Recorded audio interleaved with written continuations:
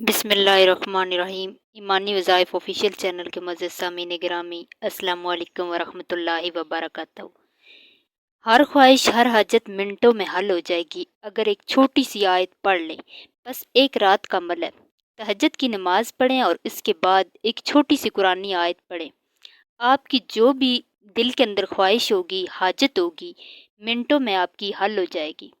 باقی اس وظیفے کی کوئی بھی پابندی نہیں ہے، ہر عام خاص کر سکتا ہے۔ اور دوستوں، 5 وقت کی نماز پڑھا کریں، خود بھی اور گھر والے بھی۔ اس وظیفے کی برکت سے جیسا بھی بگڑا تگڑا کام ہوگا چند لمحوں میں حل ہو جائے گا۔ آپ وظیفہ جاری کریں گے اور ادھر وہ کام آپ کا حل ہو جائے گا انشاءاللہ۔ اس عمل کو اگر آپ اپنا معمول بنا لیتے ہیں تو پھر آپ کی ہر طرح کے نقصان سے حفاظت ہوگی اور ہر طرح کی آفات، چاہے آسمانی ہو یا زمینی، ان سے اللہ تعالیٰ آپ کو محفوظ فرمائے گا۔ اس قرآنی آیت کے عمل کی برکت سے ایسی جگہ سے فائدہ ہوگا جہاں سے آپ کا وہم و گمان بھی نہیں ہوگا۔